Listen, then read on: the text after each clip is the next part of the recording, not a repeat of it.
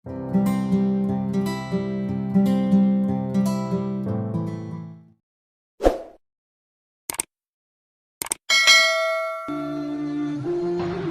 amal yang paling dicintai Allah? As-salatu ala waqtiha. Salat di awal waktu. Orang yang punya waktu menunda salat masuk kategori fawailul lil musallin. Celaka orang yang salat. Kenapa dia celaka? Menunda-nunda salat. Salat itu bukan kewajiban. Salat itu adalah hubungan koneksi dengan Allah Subhanahu wa taala. Kau tunda salatmu hanya karena jabatan. Belum kau mati pejabat pengganti sudah siap. Kau tunda sholatmu hanya karena kerjaan. Sedangkan rezekimu datang dari Allah. Hubungan dengan yang punya rezeki tidak diperbaiki. Mau minta rezeki, mau minta sama siapa? Sholat dulu. Habis sholat baru yang lain. Kebiasaan mudah-mudahan sholat. Na'udzubillah. Jangan sampai datang masa waktunya. Rabbana absarna, mata kami sudah melihat azab, wa sami'na, telinga kami sudah mendengarkan tangisan teriakan azab. Farji'na na'mal salihan, balikkan lagi kami ke dunia, kami mau beramal saleh.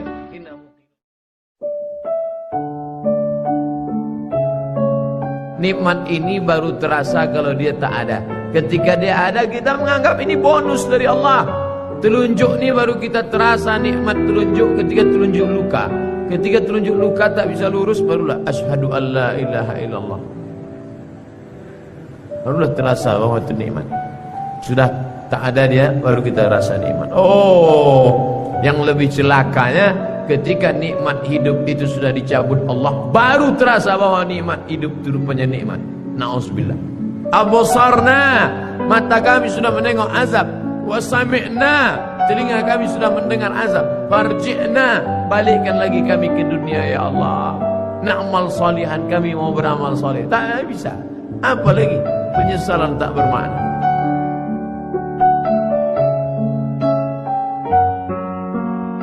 Pasangan hidup adalah mati.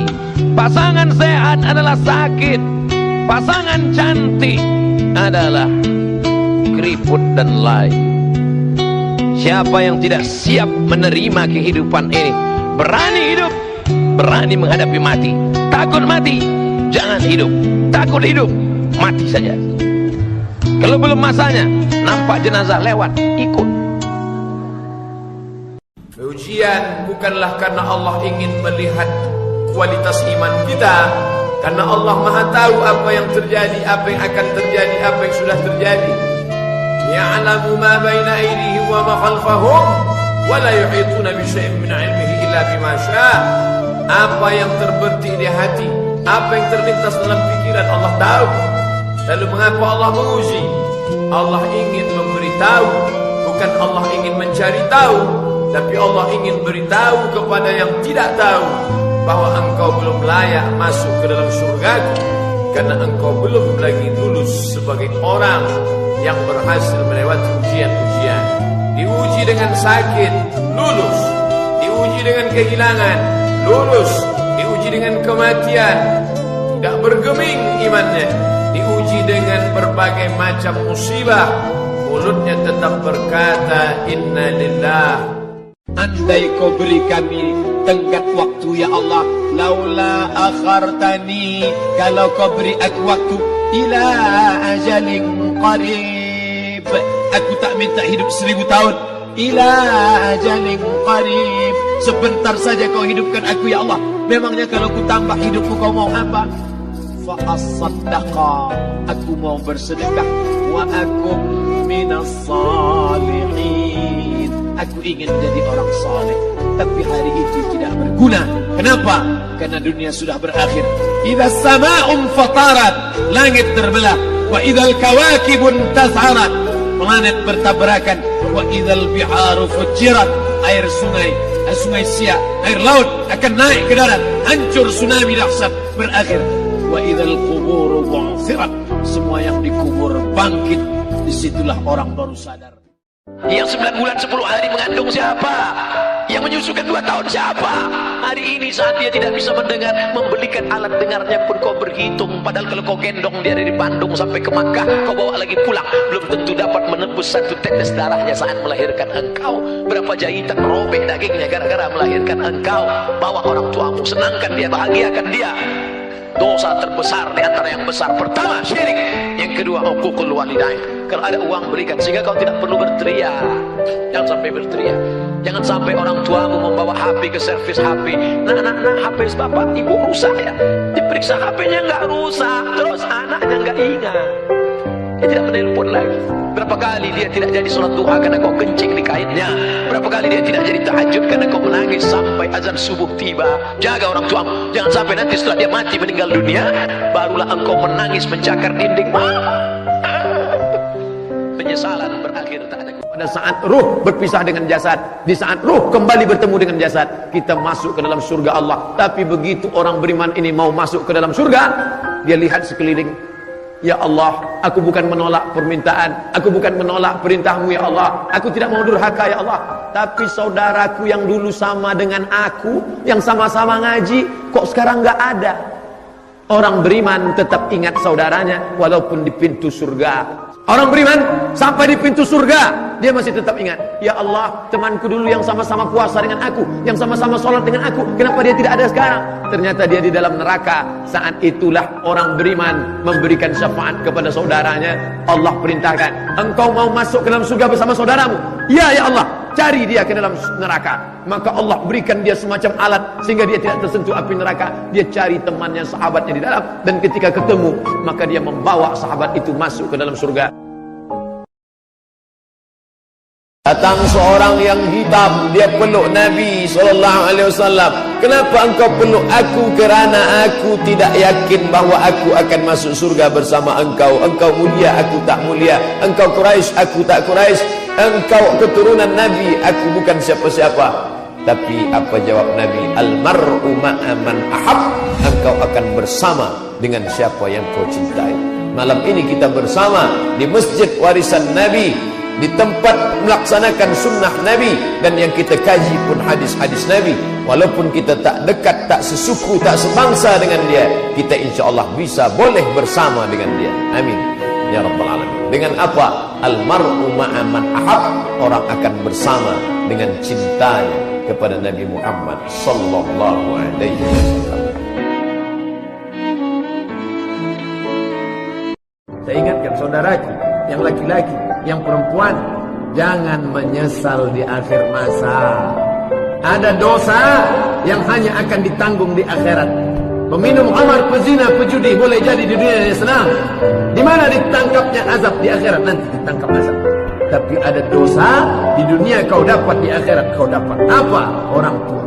Kalau masih hidup sekarang, balik dari sini, belikan makanan, bawakan dia, suapkan ke mulutnya. Itulah kebahagiaan yang luar biasa. Kalau dia sudah meninggal, berikan 2 sak, 3 sak semen, antarkan ke masjid yang perlu bangunan untuk almarhumah ummahku. Allahumma firlaha warhamha wa'afiha wa'fu anha. Tidak ada kebahagiaan selain bakti kepada orang tua.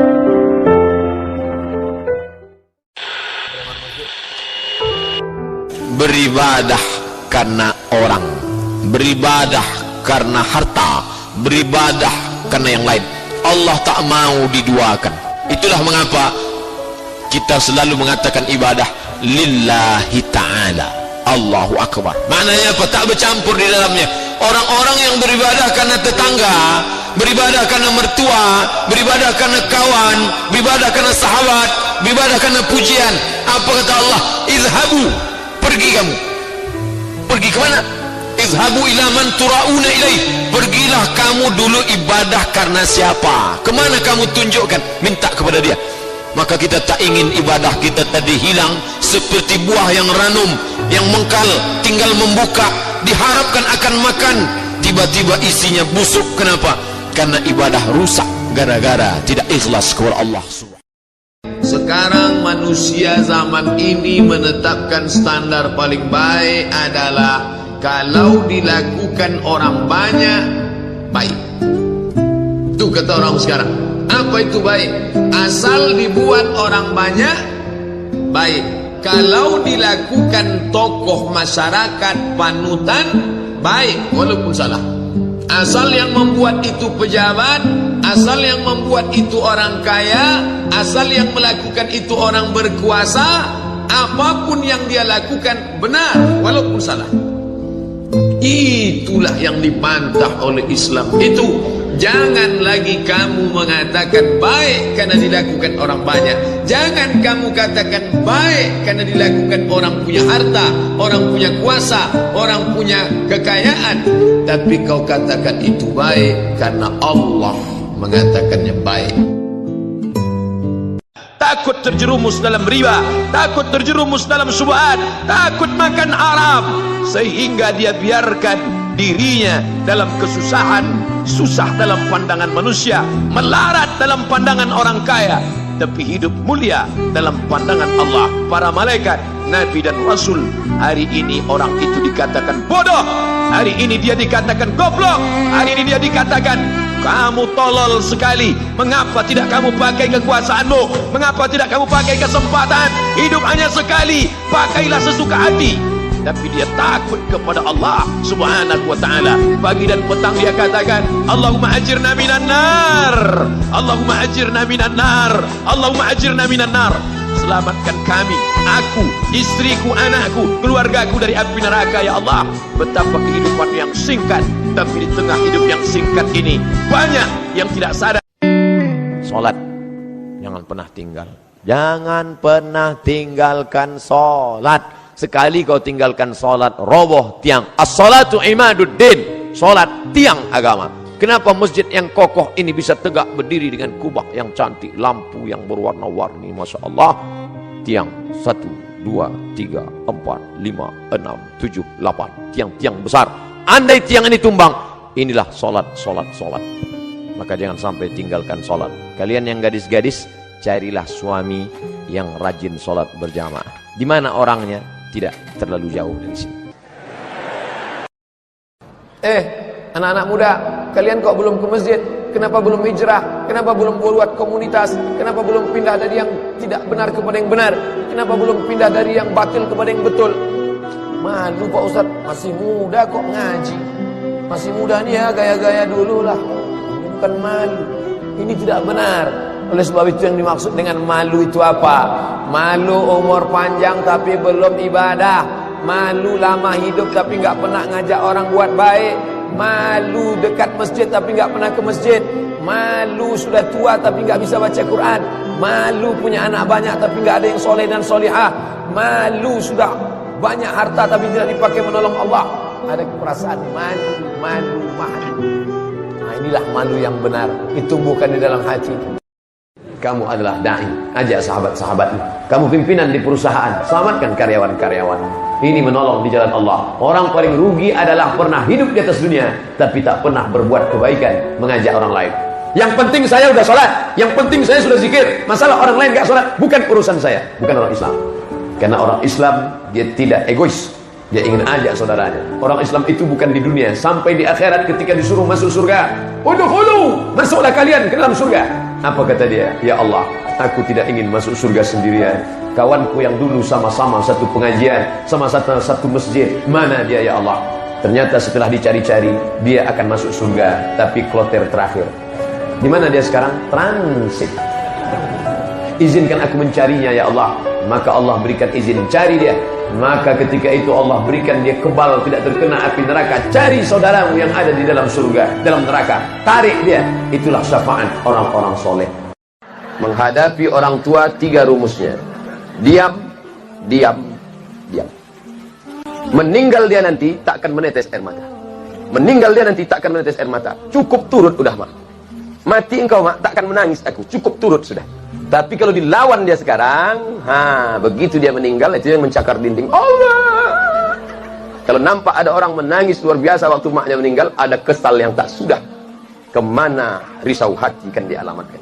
Kalau masih ada makmu di rumah, balik dari sini, belikan makanan kesukaan dia, belikan pakaian kesayangan dia, bawakan duit, kasih ke dia, senangkan hatinya. Kalau kau buat makmu macam raja, maka rezekimu macam rezeki seorang raja. Kau gendong emakmu dari ujung batu ke Makkah, takkan dapat menebus sakitnya waktu melahirkan.